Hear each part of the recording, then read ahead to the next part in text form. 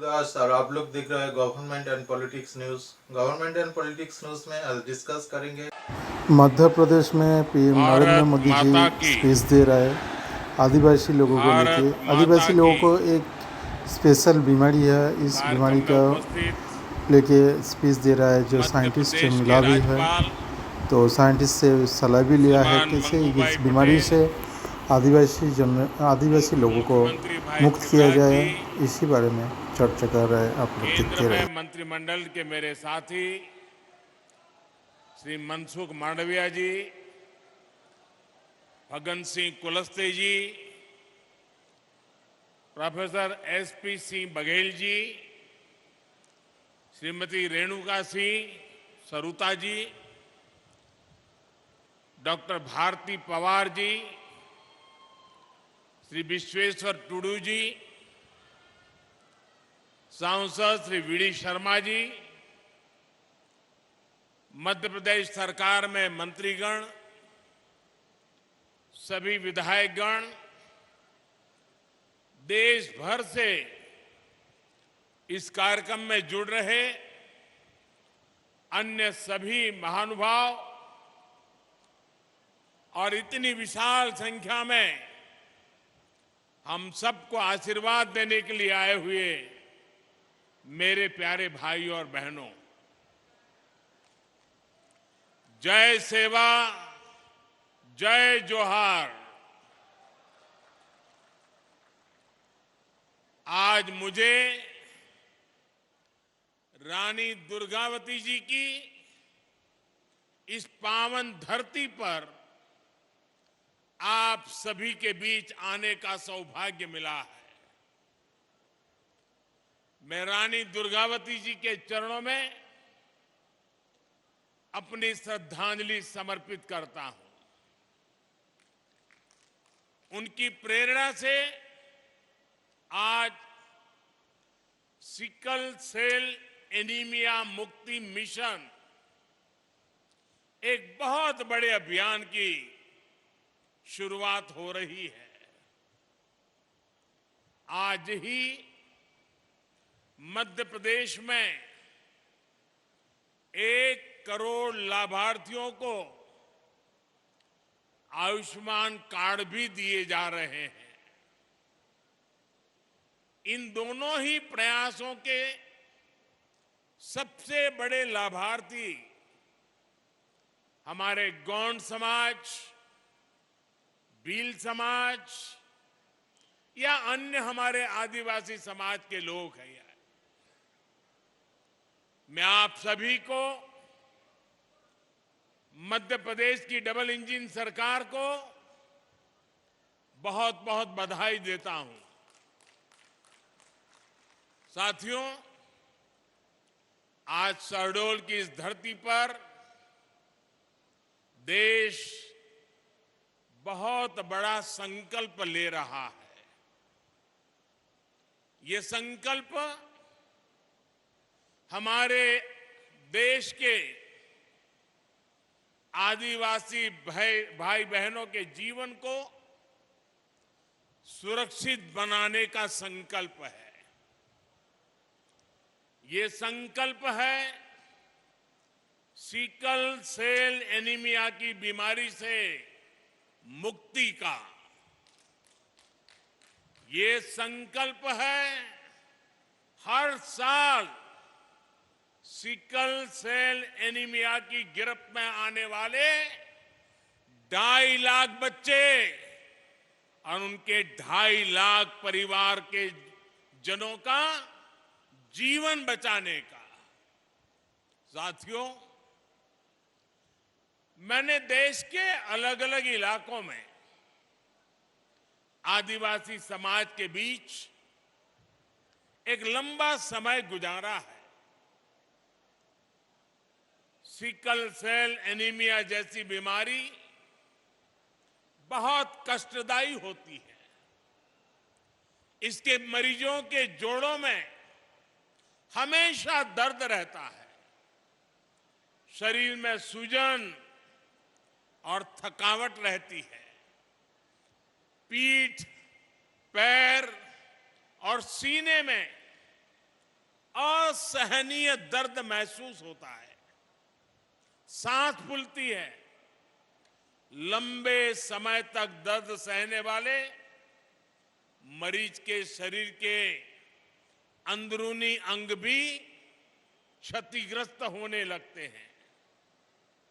ये बीमारी परिवारों को भी बिखेर देती है और ये बीमारी न हवा से होती है, न पानी से होती है, न भोजन से फैलती है। ये बीमारी ऐसी है जो माता पिता से ही बच्चे में ये बीमारी आ सकती है।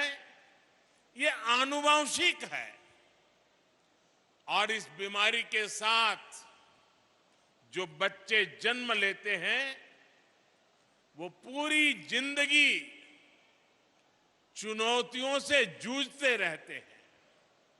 साथियों, पूरी दुनिया में सिकल सेल एनीमिया के जितने मामले होते हैं उनमें से आधे 50% अकेले हमारे देश में होते हैं। लेकिन दुर्भाग्य की बात है कि पिछले 70 सालों में कभी इसकी चिंता नहीं हुई। इससे निपटने के लिए कोई ठोस प्लान नहीं बनाया गया। इससे प्रभावित ज्यादातर लोग आदिवासी समाज के थे। आदिवासी समाज के प्रति बेरुखी के चलते पहले की सरकारों के लिए ये कोई मुद्दा ही नहीं था। लेकिन आदिवासी समाज की इस सबसे बड़ी चुनौती को हल करने का बीड़ा अब भाजपा की सरकार ने, हमारी सरकार ने उठाया है। हमारे लिए आदिवासी समाज सिर्फ एक सरकारी आंकड़ा नहीं है, ये हमारे लिए संवेदनशीलता का विषय है, भावनात्मक विषय है। जब मैं पहली बार गुजरात का मुख्यमंत्री बना था, उसके भी बहुत पहले से मैं इस दिशा में प्रयास कर रहा हूं। हमारे जो गवर्नर है श्रीमान मंगूभाई, आदिवासी परिवार के होनहार नेता रहे हैं। करीब 50 साल से मैं और मंगूभाई आदिवासी इलाकों में एक साथ काम करते रहे हैं और हम आदिवासी परिवारों में जाकर के इस बीमारी को कैसे रास्ते निकले, कैसे जागरूकता लाई जाए, उस पर लगातार काम करते थे। जब मैं गुजरात का मुख्यमंत्री बना, उसके बाद भी मैंने वहां इससे जुड़े कई अभियान शुरू किए। जब प्रधानमंत्री बनने के बाद मैं जापान की यात्रा पर गया तो मैंने वहां नोबेल पुरस्कार जीतने वाले एक वैज्ञानिक से मुलाकात की थी। मुझे पता चला था कि वो वैज्ञानिक सिकल सेल बीमारी पर बहुत रिसर्च कर चुके हैं। मैंने उस जापानी वैज्ञानिक से भी सिकल सेल एनीमिया के इलाज में मदद मांगी थी। साथियों, सिकल सेल एनीमिया से मुक्ति का यह अभियान अमृत काल का प्रमुख मिशन बनेगा और मुझे विश्वास है जब देश आजादी के 100 साल मनाएगा, 2047 तक हम सब मिलकर के एक मिशन मोड में अभियान चला करके ये सिकल सेल एनीमिया से हमारे आदिवासी परिवारों को मुक्ति दिलाएंगे। देश को मुक्ति दिलाएंगे। और इसके लिए हम सबको अपना दायित्व निभाना होगा। ये जरूरी है कि सरकार हो, स्वास्थ्य कर्मी हो, आदिवासी हो, सभी तालमेल के साथ काम करें। सिकल सेल एनीमिया के मरीजों को खून चढ़ाने की जरूरत पड़ती है, इसलिए उनके लिए ब्लड बैंक खोले जा रहे हैं। उनके इलाज के लिए बोन मैरो ट्रांसप्लांट की सुविधा बढ़ाई जा रही है। सिकल सेल एनीमिया के मरीजों की स्क्रीनिंग कितनी जरूरी है, ये आप भी जानते हैं। बिना किसी बाहरी लक्षण के भी कोई भी सिकल सेल का कैरियर हो सकता है।